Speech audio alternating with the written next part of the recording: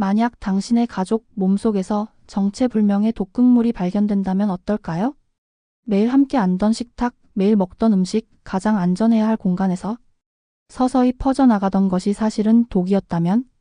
그리고 담당 의사가 당신을 바라보며 단호히 말합니다. 지금 바로 경찰에 신고하십시오. 구독과 좋아요는 큰 힘이 됩니다. 그럼 지금부터 이야기를 시작하겠습니다. 2001년 늦가을 서울 여의도의 아파트 단지. 저녁 무렵 야근을 마치고 회사 건물을 나서던 강도윤은 낯선 공포를 실은 전화 한 통을 받았다. 수화기 너머로 아내 서아린의 목소리가 들려왔다. 도윤아, 숨이 잘 안 쉬어져. 어지럽고 쓰러질 것 같아. 짧고 끊어진 호흡, 떨리는 음성. 순간 도윤의 심장은 멎는 듯했다. 택시를 잡아타고 병원으로 달려가는 동안 그는 수없이 스스로를 안심시켰다. 그저 과로일 거야? 며칠 동안 잠을 못 잤으니 단순한 피로겠지. 그러나 불안은 차가운 손끝처럼 그의 뒷덜미를 움켜쥐고 있었다. 응급실 문이 닫히고 낯선 기계음이 공간을 채웠다. 하얀 조명 아래 침대에 누운 아리는 산소 마스크에 의지해 눈을 반쯤 감은 채 힘겹게 숨을 몰아쉬고 있었다. 심전도 모니터에 선은 들쭉날쭉했고 간호사들은 긴급하게 지시를 주고받으며 약물을 준비했다. 도윤은 차갑게 굳은 손으로 벽을 짚고 서 있었다. 눈앞이 아득해졌고 가슴은 무겁게 내려앉았다. 보호자분, 잠시 기다려주세요. 간호사가 건넨 말은 짧았지만 그 속엔 알 수 없는 불안이 배어 있었다. 도윤은 병실 앞 의자에 앉아 고개를 떨군 채 두 손을 움켜쥐었다. 제발 아무 일 아니길. 속으로 수없이 기도했지만 마음은 갈수록 무거워졌다. 시간이 지날수록 의료진의 표정은 굳어졌다. 단순한 탈수, 흔한 감기라면 벌써 진단과 처치가 끝났을 터였다. 그러나 의사와 간호사의 시선은 모니터에, 그리고 결과지에 꽂힌 채 무겁게 움직였다. 도윤의 머릿속엔 불길한 상상이 끊임없이 떠올랐다. 혹시 심장질환일까, 아니면 폐에 문제가 생긴 걸까? 평소 아내는 잔병치레 한 번 없이 밝게 웃던 사람이었다. 그런 아린이 이렇게 갑자기 무너질 줄은 상상조차 하지 못했다. 그때 간호사가 다급하게 다가왔다. 보호자분, 담당 의사 선생님이 지금 바로 상담을 원하십니다. 도윤은 무거운 다리를 이끌고 상담실 문을 열었다. 작은 책상 위엔 두툼한 검사 결과지가 놓여 있었고 그 옆에 앉은 담당 의사는 깊은 한숨을 내쉬고 있었다. 차갑고 건조한 공기, 책상 위에 흩어진 수치들, 그리고 정적. 도윤은 마른 침을 삼키며 의사의 입술이 열리기를 기다렸다. 부디 평범한 결과이길, 단순한 과로라는 말만 듣게 해달라. 그는 마지막 희망을 붙잡고 있었다. 그러나 의사의 얼굴에 번진 그림자는 도윤의 바람이 무너질 것임을 예고하고 있었다. 그 순간 도윤은 알았다. 아내의 몸에서 시작된 이 작은 이상이 결코 단순한 병으로 끝나지 않으리라는 것을. 그리고 그날 그의 일상은 돌이킬 수 없는 소용돌이 속으로 휘말리게 되었다. 의사 박태림 과장은 검사지를 탁자 위에 올려놓고 한동안 아무 말이 없었다. 흰 가운 소매 끝에서 손가락이 천천히 떨리듯 움직였다. 도윤은 의사의 표정에서 낯선 무게를 읽었다. 고지어 입술이 열렸다. 강도윤 씨, 지금 당장 경찰에 신고하십시오. 짧지만 단호한 말이었다. 순간 도윤의 머릿속은 새하얘졌다. 경찰이요? 그게 무슨 말씀이십니까? 제 아내가 그냥 병에 걸린 게 아니란 말인가요? 의사의 눈빛은 흔들림이 없었다. 체내에서 자연적으로 발생할 수 없는 합성 화학 물질이 검출됐습니다. 아주 미량이지만 일정한 주기로 반복 노출된 흔적이 분명히 보입니다. 단순한 질환이 아닙니다. 누군가 외부에서 의도적으로 넣었을 가능성이 있습니다. 도윤은 의사의 말을 믿고 싶지 않았다. 설마 아내 몸속에 독이라니, 도대체 누가, 왜? 심장은 북처럼 두드려지고 이마에는 차가운 땀이 흘렀다. 그는 입술을 깨물며 간신히 물었다. 혹시 검사 착오일 수도 있습니까? 박태림 과장은 고개를 저었다. 검사 기계의 오류 가능성은 거의 없습니다. 특히 같은 수치가 2번 반복 검출됐다는 건 우연이 아닙니다. 도윤은 눈앞이 어지러워 벽에 기대섰다. 어제까지 평범하게 웃던 아내의 얼굴이 떠올랐다. 그 얼굴 속에서 이제는 낯선 그림자가 겹쳐 보였다. 의사는 차분히 말을 이었다. 지금 가장 중요한 건 증거 보존입니다. 집에 있는 반찬, 양념, 음료, 심지어 남은 음식 찌꺼기까지 가능한 한 그대로 보관하세요. 경찰 과학수사대가 분석해야 합니다. 도윤은 간신히 고개를 끄덕였다. 하지만 머릿속에서는 여전히 이해할 수 없는 의문이 소용돌이쳤다. 누가 아내를 해칠 이유가 있지? 그녀는 조용히 일하고 평범하게 살아온 사람인데. 의사는 마지막으로 덧붙였다. 오늘 말씀드린 건 의료적 판단을 넘어서는 부분입니다. 그러나 환자의 생명과 안전을 위해서라면 저는 이 상황을 결코 가볍게 볼 수 없습니다. 병실로 돌아온 도윤은 침대에 누워있는 아린을 바라보았다. 그녀는 힘겹게 숨을 고르며 미약하게 눈을 떴다. 나 괜찮아? 남편의 손을 잡으려는 듯 손가락이 움직였지만 곧 힘없이 떨어졌다. 도윤은 그 손을 꼭 잡았다. 입술을 달싹였지만 차마 진실을 말할 수 없었다. 당신 몸속에 독이 있다는 걸 지금 차마 말할 수가 없어. 그날 밤 도윤은 집으로 돌아와 냉장고 문을 열었다. 반찬통마다 날짜를 적고 휴대폰으로 사진을 찍었다. 된장찌개, 열무김치, 오이장아찌. 늘 먹던 음식들이었지만 오늘은 모두 낯선 괴물처럼 보였다. 가장 안전해야 할 가정의 식탁이 이제 가장 위험한 공간이 되어 있었다. 도윤은 조용히 중얼거렸다. 이건 시작일 뿐이야. 누가 이런 짓을 했는지 반드시 밝혀내겠다. 그러나 그는 몰랐다. 이 단순한 경고가 앞으로 그의 삶을 얼마나 깊은 소용돌이 속으로 끌어들일지를. 의사의 짧은 한마디는 단순한 조언이 아니었다. 그것은 곧 벌어질 거대한 악몽의 문을 여는 열쇠였다. 며칠 뒤 경찰 과학수사대에서 첫 번째 분석 결과가 도착했다. 도윤은 병원 대기실에서 전화를 받고 곧장 경찰서를 찾았다. 하얀 형광등 아래 수사관이 건넨 봉투 속 보고서를 보는 순간 그의 손끝은 얼음장처럼 차가워졌다. 보고서에는 익숙한 단어들이 적혀 있었다. 된장, 열무김치, 장아찌. 그러나 그 옆에는 끔찍한 문장이 붙어 있었다. 정상적으로는 검출될 수 없는 합성 화학물질, 반복적 섭취 흔적 확인. 순간 도윤의 머릿속에 지난 일주일의 식탁이 주마등처럼 스쳤다. 퇴근 후 마주 앉아 먹었던 따뜻한 된장찌개, 아린이 좋아하던 오이장아찌, 어머니가 손수 담가 보낸 장류. 그 모든 것이 아내의 몸을 잠식한 독의 통로였다니. 도윤은 목소리를 떨며 물었다. 이게 정말 확실합니까? 수사관은 고개를 끄덕였다. 분석 결과는 명확합니다. 특히 된장과 장아찌에서 동일한 성분이 검출됐습니다. 이건 자연적으로 발생할 수 있는 물질이 아닙니다. 누군가 의도적으로 섞지 않았다면 설명할 길이 없습니다. 도윤의 머릿속은 복잡하게 뒤엉켰다. 그 음식들은 모두 어머니 강정희가 손수 담가 보낸 것들이었다. 평생 농사짓고 전통 방식을 고집하며 아들을 위해 보내주던 정성의 산물. 그런데 그 속에서 독이 발견됐다니? 어머니가? 설마? 아무리 생각해도 믿을 수 없는 일이었다. 도윤은 숨을 거칠게 몰아쉬며 보고서를 내려놓았다. 보고서의 활자는 가시처럼 눈에 박혀 시선을 돌릴 수조차 없었다.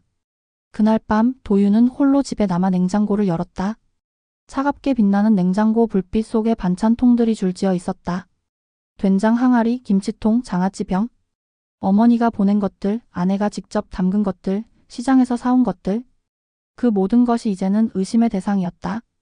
그는 떨리는 손으로 반찬통을 하나하나 꺼내 사진을 찍고 기록했다.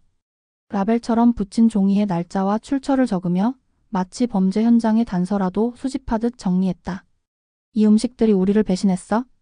우리가 사랑을 나누던 식탁이 우리를 죽음으로 몰아넣고 있었어? 냉장고 앞에 앉은 도윤의 눈가에 눈물이 맺혔다. 그는 속으로 중얼거렸다. 어머니가 정말 이런 짓을 하셨을 리 없어. 누군가 잘못된 걸 거야? 그렇지 않고서야? 하지만 보고서에 적힌 숫자와 수치는 무정했다. 사랑의 상징이었던 음식이 이제는 가장 무서운 증거로 남아있었다. 도윤은 그날 처음으로 깨달았다. 가장 안전해야 할 공간인 가정의 식탁이 누군가의 손길 하나로 가장 치명적인 배신의 무대가 될 수 있다는 사실을. 그 밤 그는 잠들지 못한 채 새벽까지 식탁을 바라보았다. 따뜻해야 할 자리가 이제는 소름 끼치는 현장이 되어 있었다. 그리고 가슴 깊은 곳에서 알 수 없는 분노와 두려움이 동시에 피어올랐다. 이제 진실을 끝까지 파헤쳐야 한다. 그렇지 않으면 우리 가정은 무너지고 말 거야. 도윤은 경찰이 건넨 보고서를 다시 펼쳐보았다. 거기엔 분명히 적혀 있었다. 검출 장아찌, 된장 출처 가족 제공 성분 합성 화학물질. 보고서를 읽는 순간 가슴이 서늘하게 식었다. 그 음식들은 모두 어머니 강정희가 시골에서 직접 담가 보낸 것들이었다. 그는 머리를 저으며 속으로 외쳤다. 그럴 리 없어. 어머니가 어떻게 아들을 위해 며느리를 위해 정성을 다해 보내신 반찬인데. 하지만 현실은 냉혹했다. 과학수사대의 분석은 명백했고 경찰은 그 출처를 따라야 했다. 강정희 씨를 참고인 신분으로 불러 조사해야 합니다. 수사관의 말은 날카로운 칼날처럼 도윤의 귓가를 스쳤다. 조사실에 앉은 어머니의 모습은 평소와 달랐다. 등은 굽었고 손은 거칠었으며 주름진 얼굴엔 두려움이 번져 있었다. 난 그런 거 몰라. 그냥 시장에서 어떤 여자가 맛을 더 살려준다며 작은 봉지를 건네주길래 그게 뭔지도 모르고 넣었을 뿐이야. 도윤은 머리를 감싸쥐었다. 어머니의 말이 사실이라면 누군가가 의도적으로 그녀를 이용했다는 뜻이었다. 하지만 수사관들은 냉정했다. 의도 여부와 관계없이 독이 검출된 반찬의 출처가 어머니라는 건 분명합니다. 어머니는 울먹이며 손사래를 쳤다. 내가 며느리를 해칠 이유가 뭐가 있겠니? 평생 농사만 짓고 너와 내 가정을 위해 반찬 보내온 게 내 전부인데. 그 목소리는 애처로웠지만 의심의 그림자는 점점 짙어졌다. 도윤은 병실로 돌아와 아내를 바라보았다. 아리는 여전히 힘겹게 숨을 고르며 누워 있었다. 그의 마음은 갈갈이 찢어졌다. 아내를 살리려면 진실을 밝혀야 한다. 하지만 그 과정에서 어머니가 범인으로 몰릴지도 모른다. 그는 스스로에게 물었다.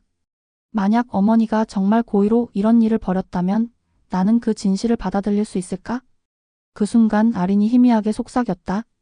도윤아, 혹시 당신 어머니가? 도윤은 즉시 그녀의 말을 막았다. 아니야. 그런 일 없어. 엄마는 절대 그럴 분이 아니야. 하지만 그의 말에도 스스로 확신하지 못했다. 의심은 이미 마음속에 씨앗처럼 뿌려졌고 그 씨앗은 점점 자라나고 있었다. 그날 밤 도윤은 잠을 이루지 못한 채 방 안을 서성였다. 벽에 걸린 가족 사진 속에서 어머니의 얼굴은 여전히 따뜻하게 웃고 있었지만 이제 그 웃음조차 의심의 그림자로 보였다. 혹시 정말 가장 가까운 사람이 가해자라면? 이 생각이 머릿속을 떠나지 않았다.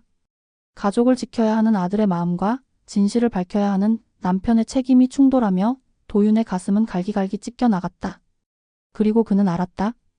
피할 수 없는 의심이 이제 시작되었음을. 그리고 그 의심은 앞으로 더 큰 고통과 충격을 불러올 것임을. 경찰 조사가 본격화되자 도윤의 마음은 점점 더 무너져 내렸다. 아내의 병실에서는 침묵이 흘렀고 집안 곳곳에서는 의심이 그림자처럼 따라붙었다. 어머니는 결백을 주장했지만 보고서는 차갑게 그녀를 가리키고 있었다. 그리고 아린의 눈빛에도 미묘한 변화가 감지됐다. 도윤 씨 정말 어머니가 아니라고 확신해? 힘겹게 침대에 기대 앉은 아린의 목소리는 떨리고 있었다. 도윤은 즉시 고개를 끄덕였지만 가슴 속에서는 차가운 의심이 나비처럼 날아다니고 있었다. 그럴 리 없어. 엄마는 절대 그런 분이 아니야. 그의 대답은 확신이라기보다는 자기 암시였다. 아린은 더는 말을 잇지 않았다. 하지만 그녀의 눈동자 속엔 오래된 그림자가 깃들어 있었다. 결혼 초부터 이어져 온 시어머니와의 갈등, 명절마다 반복되던 크고 작은 마찰들, 사소한 말 한마디에도 얼어붙던 긴장감. 아린은 그 모든 기억을 떠올리지 않으려 애썼지만 지금 이 상황에서 다시 살아나고 있었다. 어머니께선 늘 내가 뭘 해도 못마땅해 하셨잖아. 아린의 말은 조심스러웠지만 날카로웠다. 도윤은 한숨을 내쉬었다. 그건 그냥 세대 차이일 뿐이야. 엄마는 원래 그런 분이셔. 그는 아내의 불안을 달래려 했지만 그 말조차 공허하게 들렸다. 경찰은 냉정했다. 의도 여부를 떠나 독성 물질이 발견된 건 사실입니다. 지금 상황에선 가족 모두를 조사해야 합니다. 그 말은 도윤의 마음을 갈기갈기 찢었다. 어머니는 경찰서에서 눈물을 흘리며 말했다. 남 며느리를 해칠 이유가 없어? 내 손으로 키운 반찬이 어떻게 이런 결과를 만들었는지 나도 모르겠어. 그러나 조사관의 시선은 흔들리지 않았다. 도윤은 양쪽 사이에서 찢어졌다. 아내를 지켜야 하는 남편의 자리, 어머니를 믿고 싶은 아들의 자리. 두 자리가 서로를 향해 날카롭게 부딪히며 그는 점점 지쳐갔다. 병실로 돌아오자 아리는 눈을 감은 채 조용히 말했다. 당신이 어머니 편에 서는 건 이해. 하지만 내 입장에선 너무 무서워. 그 말은 도윤의 가슴을 송곳처럼 찔렀다. 그녀를 이해하면서도 동시에 어머니를 버릴 수 없다는 사실이 더욱 고통스러웠다. 그날 밤 도윤은 홀로 집 거실에 앉아 오래된 가족 사진을 꺼내 들었다. 사진 속의 어머니는 따뜻하게 웃고 있었고 아리는 그 곁에서 아직 어색한 미소를 짓고 있었다. 그때는 아무도 몰랐다. 그 작은 균열이 훗날 이렇게 큰 틈이 될 줄은. 의심은 이미 신뢰를 갉아먹기 시작했다. 그리고 그 불신은 단순한 오해가 아니라 오래된 갈등을 끌어올려 더욱 무겁게 만들고 있었다. 가족이라는 이름으로 붙잡고 있던 끈이 이제는 하나씩 풀려나가고 있었다. 도윤은 속으로 절규했다. 대체 누가 왜 이런 짓을 한 거야? 정말 엄마가 한 게 아니라면 누군가 일부러 우리 가족을 무너뜨리려는 건가? 그는 알았다. 이 싸움은 단순히 아내와 어머니 사이의 갈등. 며칠 뒤 수사관 박준서는 뜻밖의 전화를 도윤에게 걸어왔다. 최미라라는 인물이 잡혔습니다. 강정희 여사에게 가루를 건넨 바로 그 사람입니다. 도윤은 곧장 경찰서로 향했다. 조사실 안 낯빛이 창백한 여자가 의자에 앉아 있었다. 두 손은 수갑에 묶인 채 시선을 피하며 중얼거렸다. 난 시킨 대로 했을 뿐이에요. 그 말 한마디는 도윤의 심장을 얼어붙게 했다. 시킨 대로라니? 누가 당신을 시켰습니까? 최미라는 눈을 감았다가 떨리는 목소리로 덧붙였다. 강남의 태성트레이드 그 회사 사람들이에요? 난 그냥 전달했을 뿐이라고요? 순간 조사실은 정적에 휩싸였다. 그 이름은 도윤에게도 낯설지 않았다. 태성트레이드는 대형 식자재 수입 업체로 표면적으로는 합법적인 거래를 이어가고 있었지만 어딘가 음습한 소문이 끊이지 않던 회사였다. 수사관은 도윤에게 문서를 내밀었다. 거기엔 압수된 이메일 한 줄이 적혀 있었다. 표적 S. A. 방식 간접 경유 가정. 도윤의 숨이 턱 막혔다. S. A. 서아린. 아내의 이니셜이었다. 단순한 우연이 아니었다. 도윤은 분노의 치를 떨었다. 왜 하필 아내입니까? 수사관은 낮은 목소리로 설명했다. 아내분이 회계사무소에서 태성트레이드의 장부를 검토한 적이 있죠? 그 과정에서 거액의 불법 송금 내역을 표시했다고 합니다. 보고서는 아직 상부에 제출되지 않았지만 내부 누군가가 그것을 빼돌려 회사에 넘긴 겁니다. 그때부터 아내분은 제거 대상이 된 겁니다. 머릿속이 울리듯 비어버린 도윤은 의자에 털썩 주저앉았다. 그동안 자신을 올감했던 의심이 송두리째 무너졌다. 어머니도 아내도 범인이 아니었다. 진짜 범인은 거대한 조직이었다. 그러나 그 깨달음은 안도감을 주지 않았다. 오히려 더 깊은 절망을 안겨주었다. 이 싸움은 단순한 가족의 문제가 아니었다. 거대한 기업과 그 배후의 어둠과 맞서야 하는 싸움이었다. 도윤은 아내의 병실을 떠올렸다. 산소 마스크에 의지한 채 힘겹게 숨을 쉬던 그녀의 모습. 그녀는 단지 일을 성실하게 했을 뿐인데 그 정직함이 거대한 음모의 표적이 된 것이다. 도대체 세상이 어떻게 이렇게까지 썩었단 말인가? 도윤의 주먹은 하얗게 질리도록 쥐어졌다. 수사관은 무겁게 덧붙였다. 이제부터는 가족의 문제가 아닙니다. 당신과 아내는 거대한 조직 범죄의 중심에 서게 된 겁니다. 그리고 이 싸움은 결코 쉽지 않을 겁니다. 도윤은 고개를 숙였다. 눈앞에 펼쳐진 길은 어둡고 끝이 보이지 않았다. 그러나 그는 알았다. 이 싸움에서 물러난다면 아내도 가족도 지킬 수 없다는 것을. 그날 밤 병실에 앉아 아린의 손을 잡은 도윤은 속으로 다짐했다. 어떤 어둠이 기다리든 끝까지 싸워서 진실을 밝혀내겠다. 아내를 살리고 우리 가정을 지켜내겠다. 그리고 그는 깨달았다. 가장 두려운 것은 가족 간의 의심이 아니었다. 진짜 공포는 보이지 않는 거대한 세력이 가족의 삶을 집어삼킨다는 사실이었다. 이제 싸움은 시작에 불과했다. 태성트레이드의 실체가 드러나자 사건은 단순한 독극물 투여가 아닌 거대한 범죄의 그림자를 드러냈다. 경찰은 회사의 서버와 장부를 압수했는데 거기에는 수상한 기록들이 이어져 있었다. 정상적인 식자재 유통 명목으로 불법 화학 물질을 들여와 재포장하고 은밀히 특정 가정으로 흘려보내는 정황. 그 대상 중에는 분명히 서아린이라는 이름이 포함돼 있었다. 도윤은 분노로 손을 떨었다. 아내가 단지 성실하게 장부를 검토했을 뿐인데 그 작은 표시 하나가 거대한 기업의 위협으로 돌아온 것이다. 진실을 기록한 죄극의 그녀를 죽음의 문턱에 세운 이유라니? 그는 피가 거꾸로 솟는 듯한 분노의 치를 떨었다. 하지만 절망은 끝나지 않았다. 재판을 준비하던 어느 날 밤 아린의 병실로 꽃다발이 배달됐다. 분홍빛 포장지에 쌓인 장미와 백합은 겉보기엔 평범했지만 간호사는 그 속에서 이상한 점을 발견했다. 잎사귀 끝에서 은색 가루가 떨어지고 있었던 것이다. 간호사가 재빨리 꽃을 치우자 포장지 안쪽에는 얇은 테이프가 붙어 있었고 거기에 치명적인 화학 분말이 발라져 있었다. 만약 그것이 병실에 오래 머물렀다면 아린은 다시 치명적인 위기를 맞이했을 것이다. 경찰은 곧장 병원 직원으로 가장한 남성을 체포했다. 그의 휴대폰에는 짧은 메시지가 저장돼 있었다. 오늘로 끝낸다. 도윤은 그 자리에서 주저앉았다. 울음이 목구멍 깊숙이에서 터져나왔다. 아내를 살리겠다는 다짐을 수없이 했지만 여전히 그림자는 그들을 덮치고 있었다. 가장 가까운 곳 병실까지 파고든 손길은 공포를 넘어 절망을 안겨주었다. 아리는 약해진 목소리로 속삭였다. 도윤아, 우리 끝까지 버틸 수 있을까? 그녀의 눈동자는 두려움과 희망이 뒤섞여 있었다. 도윤은 눈물을 닦으며 고개를 끄덕였다. 우린 절대 무너지지 않아? 그들이 아무리 흔들어도 우리는 살아남을 거야. 그러나 그는 알았다. 싸움은 이제 단순한 생존의 문제가 아니었다. 태성 트레이드 뒤에는 더 큰 조직이 존재했고 그들은 법과 제도를 넘어 정치와 경제의 음지까지 손을 뻗고 있었다. 경찰은 언론에 사건을 공개하지 않고 비밀리에 수사를 이어갔다. 배후 세력이 드러날 경우 사회적 파장은 걷잡을 수 없었기 때문이다. 그 과정에서 드러난 건 충격적인 사실이었다. 태성 트레이드는 단순히 이윤을 위해 움직인 것이 아니었다. 특정 인물을 표적으로 삼아 제거하는 방식으로 누군가의 지시를 받고 있었던 것이다. 도윤은 병실 창가에서 새벽 하늘을 바라보았다. 도시는 평온해 보였지만 그 속에서 가족을 노리는 거대한 음모가 꿈틀거리고 있었다. 그는 속으로 다짐했다. 어떤 그림자가 우리를 덮쳐도 끝까지 싸워내겠다. 진실을 밝히고 아내를 지켜내겠다. 그러나 두려움은 여전히 짙었다. 눈에 보이지 않는 손길이 다시 다가올지도 모른다는 공포. 도윤은 손에 땀이 맺힌 채 아린의 손을 더욱 세게 잡았다. 그리고 깨달았다. 이 싸움은 단순히 가족의 생존을 넘어 사회 전체에 스며든 어둠과 맞서는 전쟁이라는 것을. 더 큰 음모와의 싸움은 이제 시작일 뿐이었다. 재판정의 문이 열리자 언론과 방청객들의 시선이 한꺼번에 쏠렸다.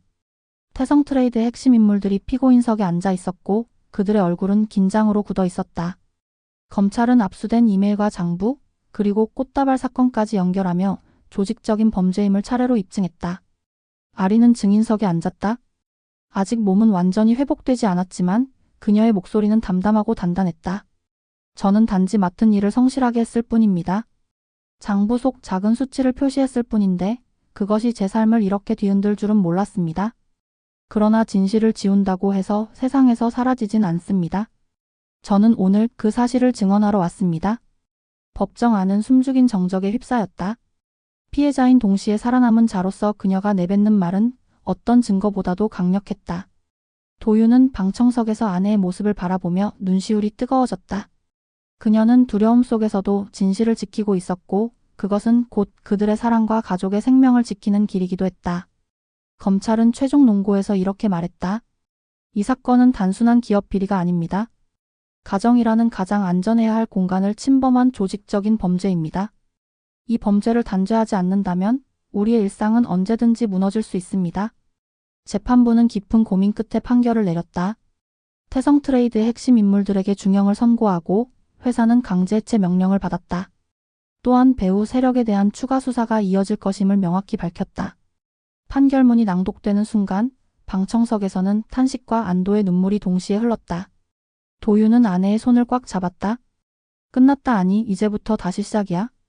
그의 눈에는 슬픔과 분노 그리고 새로운 결심이 동시에 담겨 있었다. 며칠 후 병실 창가에서 도윤과 아리는 나란히 앉아 있었다. 아리는 여전히 약해 보였지만 눈빛만큼은 단단했다. 우린 살아남았어. 그리고 이제 다시 살아가야 해. 도윤은 고개를 끄덕였다. 그래. 하지만 기억하자. 우리 가정을 노린 어둠은 아직 세상 어딘가에 남아있을 거야. 그렇기에 더 강해져야 해. 끝까지 지켜내야 해. 그날 도윤은 가족 사진을 다시 걸었다. 사진 속 어머니와 아내 그리고 자신이 함께 웃고 있었다. 그 웃음은 다시는 잃고 싶지 않은 무엇보다 소중한 것이었다. 도윤은 속으로 다짐했다. 이제는 두려움에 휘둘리지 않겠다. 어떤 어둠이 다가오더라도 끝까지 싸워 지켜내겠다. 가족과 정의를 동시에 지켜내는 것이 내 남은 삶의 이유다. 그의 다짐은 단순한 개인의 결심이 아니었다. 가장 가까운 공간을 파괴하려 한 범죄에 맞서 싸운 한 가족의 증언이자 사회 전체에 울려 퍼질 메시지였다. 그리고 그 목소리는 오랫동안 사람들의 기억에 남게 될 것이었다. 비록 싸움은 끝났지만 또 다른 싸움은 언제든 찾아올 수 있었다. 그러나 도윤과 아리는 알았다. 서로의 손을 잡고 있는 한 어떤 어둠도 그들을 완전히 무너뜨릴 수는 없다는 것을. 마지막으로 도윤은 조용히 아내에게 속삭였다. 우리 살아남았고 앞으로도 살아낼 거야? 끝까지. 그리고 그 말은 그들의 새로운 시작을 알리는 선언이었다. 만약 이 상황이 당신에게 벌어진다면 과연 어떤 선택을 하시겠습니까? 끝까지 시청해주셔서 감사합니다. 이 이야기가 기억에 남으셨다면 구독과 좋아요 부탁드립니다. 댓글로 여러분의 생각을 남겨주시면 다음 이야기를 준비하는 데 큰 힘이 됩니다. 다시 우리 채널로 찾아와 주시길 기다리겠습니다.